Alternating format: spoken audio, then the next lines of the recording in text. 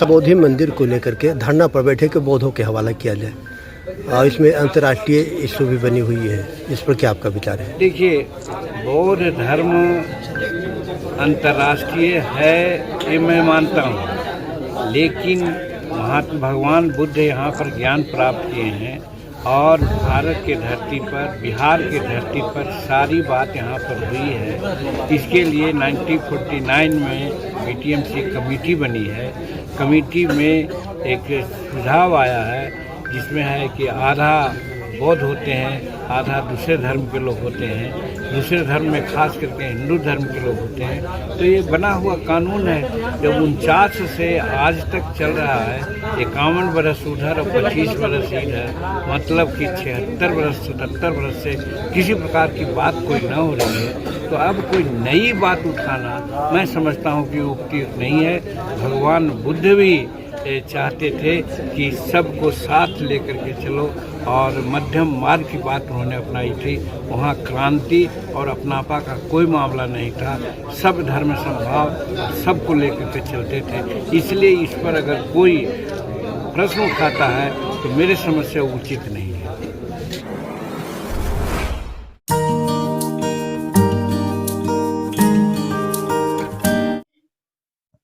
अभी जो ये वीडियो आपने देखी है, ये वो शख्स हैं जब इनके पास पावर नहीं थी तो समाज ने इनको सर माथे बिठाया।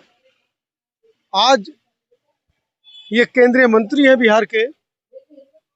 बीजेपी का इतना असर है इनके ऊपर कि जब बोधगया मुक्ति आंदोलन आज से पूर्व कभी लगभग 25-26 वर्ष पूर्व चला था, उस समय भी और बीच में भी ये इस आंदोलन के समर्थक रहे हैं।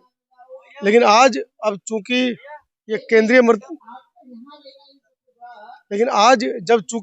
मंत्री हैं, इनके हाथ में पावर है, लेकिन कहीं ना कहीं सरकार के दबाव में है। आप सोचिए कि केंद्रीय मंत्री इतना बड़ा पद, उसके बावजूद ये बोधगया महाबोधि विहार की आवाज को संसद में उठाने में नाकामयाब है। ये है जीतन राम मांझी, जिनको बुद्धिस्ट और बहुजन समाज का एक बहुत बड़ा चेहरा बिहार का माना जाता है। अब आप सोचिए कि इनके जैसे नेताओं को आपने इतना अब आप सोचिए इनके जैसे नेताओं को आपने कहाँ बिठाया है। आज ये समाज की आवाज तक उठा पाने में अपने आप को असक्षम महसूस कर रहे हैं। इसीलिए मैं कहता हूँ बार बार कि अगर आपको संसद या विधायिका में किसी को भेजना है तो कम से कम समाज का हो, ये जरूरी नहीं है, लेकिन अम्बेडकरवादी जरूर होना चाहिए। वो किसी भी पार्टी से चलेगा, अगर अम्बेडकरवादी नहीं है तो बिल्कुल नहीं चलेगा। आइए देखते हैं इनके इस बयान के बारे में। जब आकाश लांबा, जो पिछले 31 दिन से महाबोधि महाविहार के आंदोलन को चला रहे हैं, उनसे हमारे पत्रकार ने सवाल जवाब किए तो उन्होंने इस जीतन राम मांझी के बारे में क्या कहा? पहले उन्होंने तो महाबोधि मुक्ति के लिए आवाज उठाई थी, पहले मैं जस्ट सुना था कहीं, लेकिन अभी कह रहा है कि ऐसा जरूरत है। उनकी व्यक्तिगत सोच है ये, क्योंकि अभी तो जब जो सरकार में है अभी, उनको बाध्यता भी है, ये हम समझते हैं कि ये बयानबाजी करना। लेकिन वो पहले तो वो सोच रहे थे, मतलब पहले सुने थे, मैं उनका वीडियो सुने थे, तो उनका व्यक्तिगत सोच है और उनकी कोई बाध्यता है, ये मैं समझता हूँ। और आप यदि मानते भी है, ठीक है, भगवान बुद्ध ने कहा है सभी के साथ चलिए, तो हमको भी विष्णुपद मंदिर में रख दीजिए एज अ कमेटी मेंबर, बुद्धिस्टों को भी। अयोध्या है, अयोध्या में रख दीजिए, लेकिन एक और वो कानून जो बना था वो कोई लेजिस्लेटिव या तो या कोई पार्लियामेंट से पास हुआ 1949 का कानून नहीं था।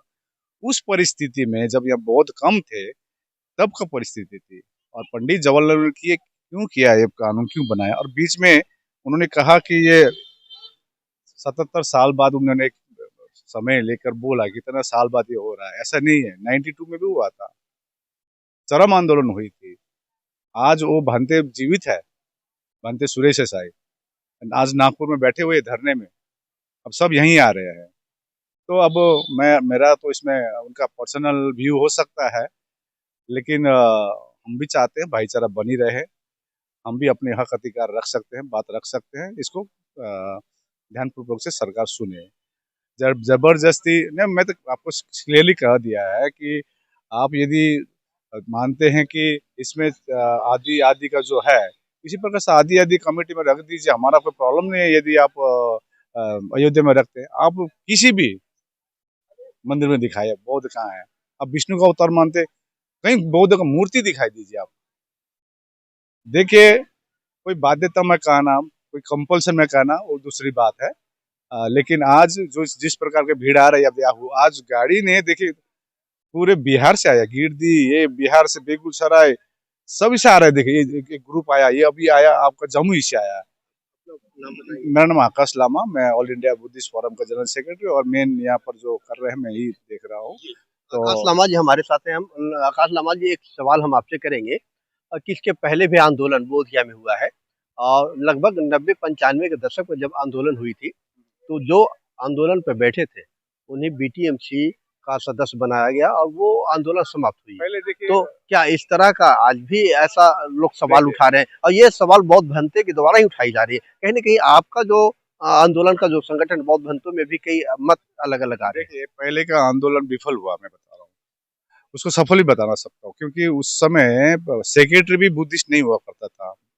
बुद्धिस्ट की सबसे पवित्र तीर्थ स्थल आप संसार में दिखा दीजिए, किसी भी धार्मिक स्थल दिखा दीजिए जहाँ पर अन्य धर्म के लोग हैं।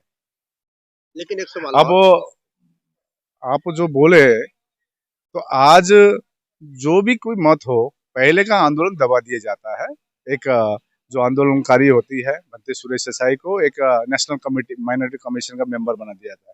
और उस समय काफी बाध्यता भी थी, क्योंकि उस समय कोई सोशल मीडिया नहीं थी, लोग इतिहास नहीं जान रहे थे। अभी जो बहुजन समाज उस समय इतना जागृत नहीं था। आप एक भी दिखाई, ये पूरे बिहार, ये आपका ये यूपी, महाराष्ट्र, पूरे भारत इसमें सम्मिलित है। भंते जी एक सवाल और है, जिस महाबोधि मंदिर के आप आंदोलन कर रहे हैं उसमें सनातन का भी देवी देवताओं का वहाँ पे है, उसके लिए काफी पुरानी उसकी भी चर्चा होती है।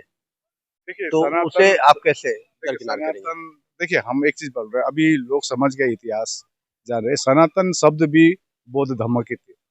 मैं कोई कंट्रोवर्शियल स्टेटमेंट नहीं देना चाहता हूँ, ठीक है ना। मैं आप यूट्यूब में देख सकते हैं, यदि कोई कंट्रोवर्शियल स्टेटमेंट देखना चाहे, क्योंकि हेडलाइन में आना नहीं है। सिंपल कहना है कि जिस प्रकार आर्टिकल 25 to 28 एक धार्मिक स्वतंत्रता देती है, इसी के आधार पर ये बीटी एक्ट 1949 को निरस्त किया जाए और पूरी कमेटी में बौद्ध हो। यदि आप ये नहीं मानते हैं, विष्णु का अवतार मानते हैं, तो विष्णु पद में एक भी मंदिर में दिखा दीजिए भगवान बुद्ध का मूर्ति हो, और एक भी कमेटी के लोग दिखा दीजिए जो बुद्धिस्ट हो।